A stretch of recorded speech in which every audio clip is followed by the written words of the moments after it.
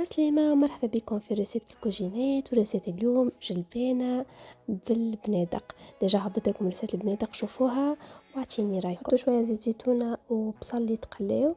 انا اونتخ عملت طماطم فرشكة رحيتها مع شوية بصل وزيتها هوني باش نخليها تتقلى.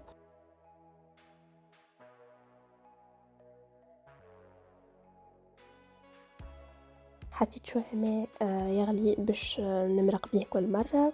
فوالا اذا سي بون تقليت شويه طماطم فريشكا نزيدو طماطم كونسونطري، حنا زدت مغرفتين وزدت معاهم مغرفه هريسه عربي ونخليهم يتقليو.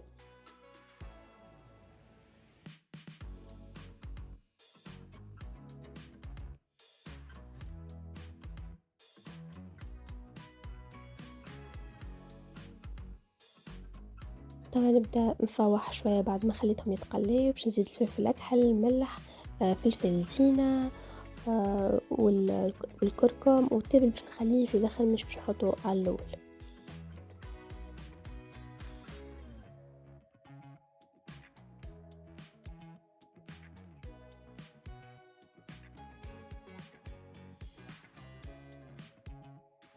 بعد ما خليت الصوص تيب تو باش نزيد الجلبانه ونمرق شويه ونعاود نغطي عليها.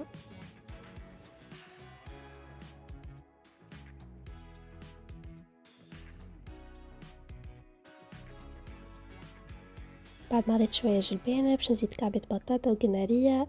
فما شكون ميستعملش البطاطا مي انا نحطها تعجبني برشا.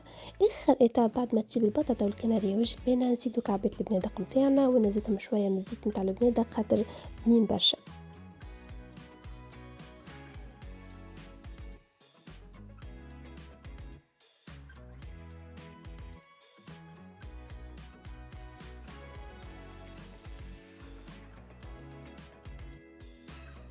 نزينو بشويه كنات فلفل ورشه معدنوس. انا عجبتكم الريسيت ما تنسيوش تشتركوا في القناه وتفعلوا الجرس وتعطيونا كومنتاراتكم ورايكم.